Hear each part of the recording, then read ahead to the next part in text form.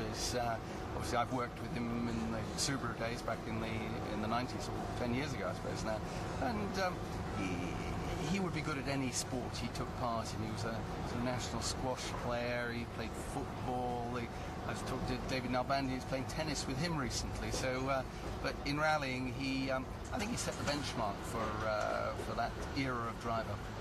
Now, he obviously has a special place in the heart of Subaru after bringing them the first win in Monte Carlo for the Impreza. Is that something that's a high point for you? Well, I remember many high points with Carlos, and of course we had some interesting times together. He and Colin McRae in the same team at the same time were made for an interesting combination. But no, he's remembered favourably, not just by Subaru, but in all the teams he's been with, I'm sure, and by fans around the world. Come here to Australia, and he's got a great following here, and so he'll be missed, but I'm sure he'll be back. He'll come around to some of the events and just watch and follow all his old friends. What do you think was the highest and lowest points?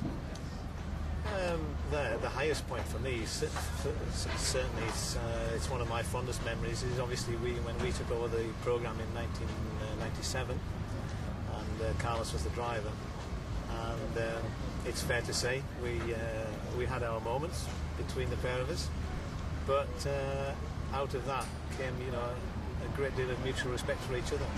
But certainly the highlight, as far as I was concerned, he delivered the first victory for me when we were running the team, which was the Acropolis Rally in 1997. He went on to win Indonesia, and then obviously another high point was winning Cyprus for us when it was a new event in the World Championship. Yeah, Carlos always seems to have a reputation for winning new rallies.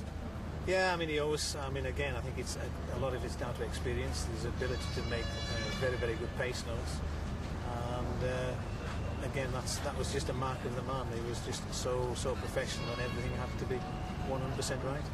Do you think he's a sort of character we might see back in a team management role? I think that would be difficult for him, because I think at the end of the day, I think he's got so many other commitments now that he's been building up over the years. As I say, I think you can see him involved more with the youngster than getting actually really involved at the sharp end of running a team. Well, shall we wish him best in whatever he chooses to do? Absolutely.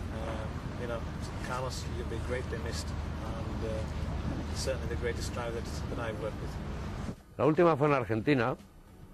Había tantos espectadores que querían que ganara Carlos, que fue francamente emocionante. Además, una victoria muy deseada, muy perseguida, y que era muy importante porque era quizás poner la guinda al final, porque Carlos estaba claro que su carrera deportiva ya la quería dejar porque, bueno, quería dedicarle mucho más a su familia.